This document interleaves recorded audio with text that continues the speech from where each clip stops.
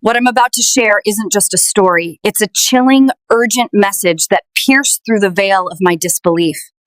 My name is Kaius. I am 38 years old, and before this happened, my world was built on logic and empirical data. I am a physicist, a man who finds solace in equations and the cold, unyielding truths of the cosmos. The universe, to me, was a magnificent, intricate machine, governed by predictable laws and devoid of any supernatural interference. I was not a believer. I was not an atheist either. I was simply a scientist, content to marvel at the sheer, beautiful complexity of a universe that had no need for a god. My life was a quiet, orderly rhythm. I lived in a small, minimalist apartment in Kyoto, surrounded by books and diagrams. I found a strange kind of peace in the solitary work of my research. I was not a man of grand emotions or dramatic pronouncements. My days were a precise sequence of calculations, theories, and the endless pursuit of an elegant mathematical truth. I had a small, close-knit circle of colleagues who shared my passion, and that was enough for me. My closest companion was my work, a universe I could explore and understand without the messiness of faith or the uncertainty of the human heart. The day it happened, I was at my lab, engrossed in a complex simulation. The air was thick with the scent of ozone and the low hum of supercomputers. There were no signs of illness, no warning at all. One moment, I was staring at a screen filled with data, and the next, a searing, blinding pain ripped through my head. It was not like a headache. It was a cosmic event, a supernova of agony that stole my vision and my breath. My hands clawed at the air, and I felt my knees give way. I don't remember hitting the floor. There was a final, terrible thought. A single clear question. Where did I miscalculate? And then, silence. A profound, absolute quiet that transcended all sound. The hum of the computers faded, the world of numbers and theories evaporated, and I was adrift in an endless, serene blackness. The pain was gone. The confusion was gone. My fear, my very identity, all vanished. I felt light. I opened my eyes, but it wasn't my body's eyes. It was something else. I was floating, not through space, but through a medium of pure stillness. Below me, I saw the scene. The sterile lab, the blinking lights of the servers, and a group of my colleagues gathered around a still, motionless form on the floor. I watched as they performed CPR, their faces a mask of fear and urgency. It was my body. It was so strange. I felt a detached sorrow. A quiet, gentle grief, but it was like I was watching a scene from a documentary. I felt no connection to that broken vessel. I knew I was dead. The thought didn't scare me. It was just a fact. I was simply being. A deep, profound peace began to fill me, a peace I had never experienced in my 38 years of scientific inquiry. This was not the absence of conflict. It was the presence of absolute stillness. A quiet so deep it felt like a home I had always known but could never remember. Then I felt a pull, a gentle, loving pull, a gravitational force unlike anything I had ever studied. I turned from the silent scene of my death and saw a light. At first it was far away, a single, impossibly bright point of white. But it grew, expanding and brightening with a speed that defied all logic. It wasn't a blinding light. It was warm, inviting. It felt alive, sentient. My spirit, my soul, whatever it was drawn to it, as if to a forgotten memory, a longing I never knew I had. As I got closer, the light took on a shape. It was a man. I couldn't see his face clearly at first because the light coming from him was so bright, so pure. But this light wasn't just light. It was love. I know that sounds like a paradox, a non-scientific anomaly, but it was. Every part of my being felt it. It was a love that was more real than the equations I had devoted my life to. It was a love that knew everything about me, every small act of selfishness, every moment of pride, every time I'd chosen intellectual arrogance over genuine humility. It knew every calculation, every doubt, every secret I had ever kept. And it didn't matter. I was loved. Completely. Not for what I had done or who I had been, but just for who I was, a lost and broken human. Tears, though I had no eyes, streamed from me. They were tears of pure, soul-shaking relief. The weight of my whole life just melted away. My scientific pride, my intellectual armor, my own failures, it all just vanished in his presence. Finally, I was standing before him, and I could see his face. It was the Messiah. I knew it instantly. Not from the pictures I had seen in books, but from a truth that resonated in the deepest parts of my being. He was real, more real than anything I had ever known. His eyes are what I remember most. They were not blue or brown. They were made of light and kindness and a wisdom as old as time itself. When he looked at me, I felt like I was the only person in the universe. He saw me, the real me, the boy who had always felt like an outsider, the scientist who was so afraid of not knowing. He saw it all, and his eyes were full of a love that was a gentle balm for a weary soul. He didn't speak with a mouth. His voice was in my head, in my heart, everywhere at once. It was a voice that was both a thunder and a whisper. And the first thing he said to me was, "Welcome home, my child. Be at peace." And I was. I just stood there, weeping in his light. I didn't want to do anything else. I was home. After a time, a measure of time I cannot comprehend, he spoke again. His voice was so gentle, but it had a sadness in it, a deep cosmic grief that echoed through all of creation. "Kaius," he said, "I need to show you something." The light around us changed. We weren't in that place of perfect peace anymore. We were floating above the earth. I could see the continents, the vast blue oceans, the swirling white clouds. It was beautiful, so breathtakingly perfect. "This is my creation," he said. "I love it. I love every person on it, but they have forgotten me." Then he showed me things. It wasn't like watching a movie. I was in it. I could feel the deep spiritual rot. First, he showed me a woman in a glass office, in a towering skyscraper, the city of Tokyo, a mosaic of light far below. Her face was a mask of professional success, but her spirit was a barren wasteland. She had devoted her life to her work, to her career, to the pursuit of a perfect empty status. He showed me the spiritual cords that tied her to her company, to her material possessions, to the approval of others. They were like chains of fine, polished gold, beautiful to look at, but they had imprisoned her heart. "They have everything," the Messiah said, his voice a sorrowful sigh, "but they are empty. Their hearts are not connected to each other because they are not connected to me. This is where the darkness starts, in the little empty spaces." Then the scene changed. He showed me a church. People were singing loud songs. Their hands were raised to the sky in a show of devotion. But the Messiah showed me their hearts. One man was thinking about how much money he needed to make that week. A woman was judging the clothes of the person next to her.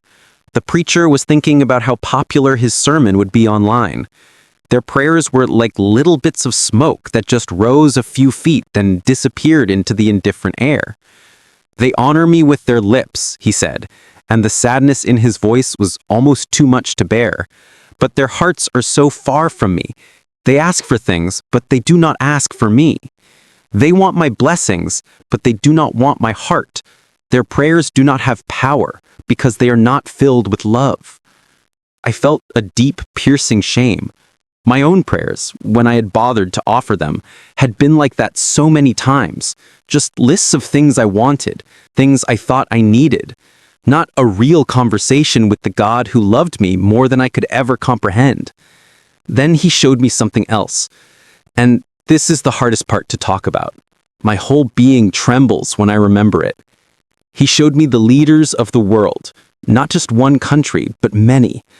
I saw them in their important rooms, around their big tables, surrounded by the flags of their nations. And I saw the spirits that were whispering in their ears.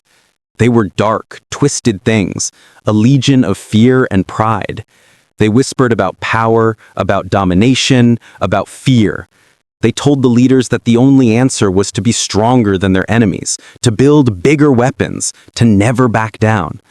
The leaders couldn't see them, but they were listening, their faces a mask of ambition and anxiety. "This is the great deception," the Messiah said to me. "They put their faith in weapons of mass destruction. They believe these things will keep them safe. They are building their own towers of Babel made of steel and fire. They do not understand that true strength comes from surrender. True safety comes from trusting in me." And then he showed me what happens next. My vision shifted again, and my soul was plunged into an abyss of horror. I saw a flash, a light brighter than 1,000 suns, a searing, blinding white. It was on the horizon of a country, a place I did not recognize, but it didn't matter. It was a place where people lived and loved. Then a giant cloud rose up into the sky, a mushroom cloud. But what he showed me was not just the fire. He showed me the souls. I felt it. I felt a million voices crying out all at once, a symphony of fear, pain, and confusion. Families vaporized in a second. I saw the spirits of mothers looking for their children. I saw the spirits of children, lost and terrified, drifting like smoke on the wind. The wave of death and grief washed over me. It was a pain so total, so absolute that I collapsed in his presence, my spirit trembling. I couldn't bear it. And I saw the demons. They were laughing. They were celebrating because every soul lost in fear and anger was a victory for them. Then I saw another flash, and another on the other side of the world. Retaliation, pride, fear, more flashes, more cities turning to dust. I saw London. I saw Moscow. I saw Washington. I saw Beijing. I saw them as beautiful cities full of life. And then I saw them as smoking holes in the ground. The sky of the earth turned dark with ash. The air became poison. The water became poison. I saw the people who survived. They were starving. They were sick. They were killing each other for a piece of bread or a drink of clean water. There were no countries anymore. There were no flags. There was only suffering. It was hell on earth, a hell created by man's own hands, by their own pride and fear. I lay there weeping, my spiritual form racked with a grief so immense it felt like it would tear me apart. "Please," I begged him, "please make it stop. You can stop it. You are God." The Messiah knelt beside me. The light from him was softer now, a gentle embrace. He placed a hand on my back, and a wave of peace flowed into me, pushing back the horror just enough so I could breathe. "My child," he said, and his voice was breaking with a divine sorrow. "This is the path they are choosing. This is the fruit of decades of cold hearts, of prayerless homes, of prideful nations. I do not want this. My Father does not want this. Every soul that is lost is a universe of pain to us." He looked at me, his eyes pleading. "I am holding it back. The prayers of the faithful, the true ones, the humble ones. They are like pillars holding back a collapsing dam. But there are not enough. The dam is cracking. Man's heart is growing colder. They love their opinions more than they love each other. They trust their bombs more than they trust me." "So it's hopeless?" I asked, my spirit trembling with despair. "It's going to happen." "Nothing is hopeless while I am on the throne," he said, and for the first time I felt a wave of pure power and authority from him that shook the heavens. "But I do not force my will on man. I offer them a choice. This is the future they are building without me. But it does not have to be this way." He showed me another vision, a glimpse of a different path. He showed me a small group of women in a basement in India praying. Their prayers were like a brilliant pillar of light, a force of pure grace going straight up into heaven, pushing back the spiritual darkness. He showed me a man in Africa forgiving the people who had hurt his family. As he forgave them, a spiritual shield of light formed over his village, a barrier against the spirits of hatred and revenge. He showed me a teenager in Brazil who chose to praise God instead of giving in to despair, and her praise confused the dark spirits that were trying to torment her family. Look, the Messiah said, this is the weapon that can win this war. Not bombs, love, forgiveness, humble prayer, repentance. A single heart that truly turns back to me can change the future of a family.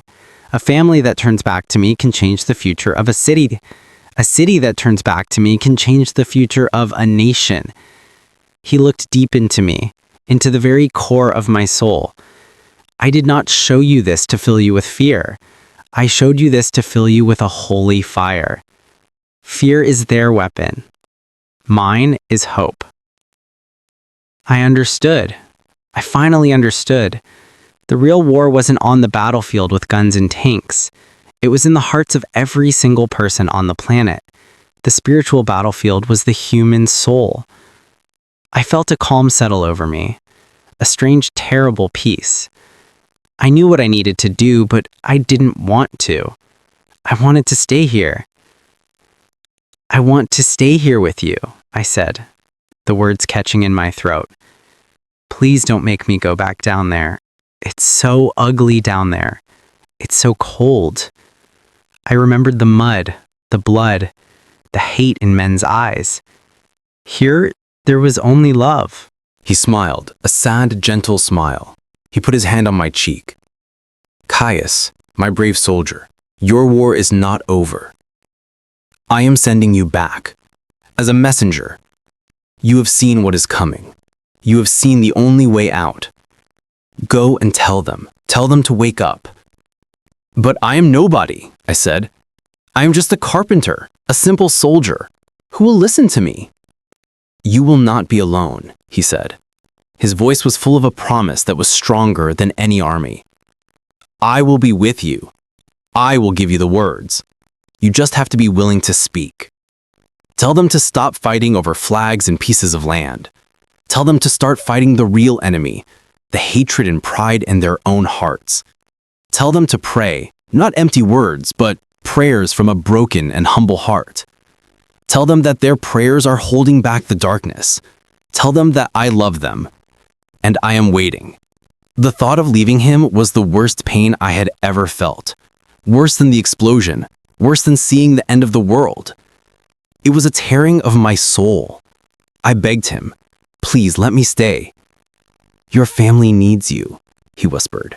Anna, little Sasha, you have work to do. But do not worry. This is not goodbye. I will be waiting for you when your work is done. He leaned forward and kissed my forehead. An explosion of pure love and light went through my entire being. It was a final, perfect act of commissioning. And then I was falling down, back into the darkness, back into the cold. I gasped, the most painful gasp of my life. My chest felt like it was on fire. I was cold, so incredibly cold. My whole body was screaming in pain. Someone was shouting my name. He's breathing! Leo's breathing! Get the medic! My eyes fluttered open. The sky was still gray, but I could smell the mud and something sharp like medicine. A young man, a medic, was leaning over me. His face was pale with shock. Hold on, son, he said, his voice shaking.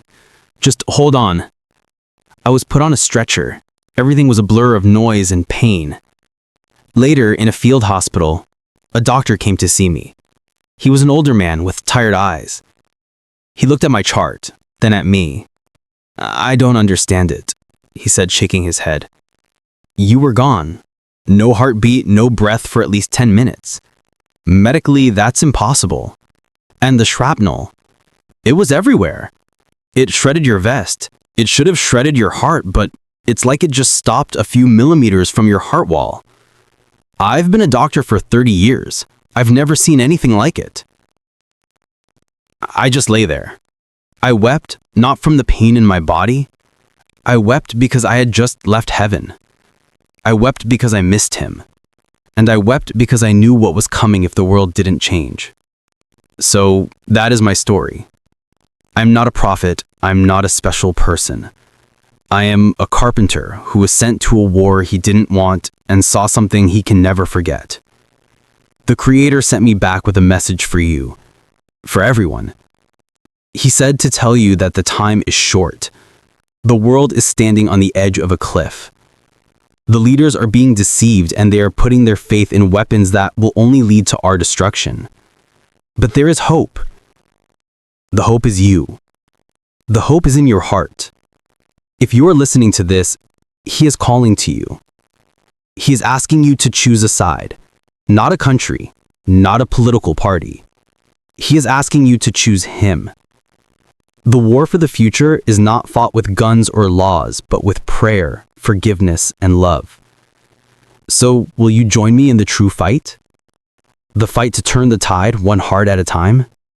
My journey from a field of death was not a miracle of luck, but a mandate from the one who holds all creation in His hands. I was a man of simple tools, but I was given a truth more powerful than any weapon. A single humble heart can hold back a storm of destruction. The world is a cacophony of fear and division, a ticking clock of our own making. But He showed me a path to silence it all. I am here to tell you that the real battle is not for land or resources, but for the human soul. He showed me the future, and He showed me the way to change it. So I implore you, don't just watch this story. Let it be the first step in your own. Subscribe to this channel and let us embark on this journey together, learning to wield the only true power that can save us all.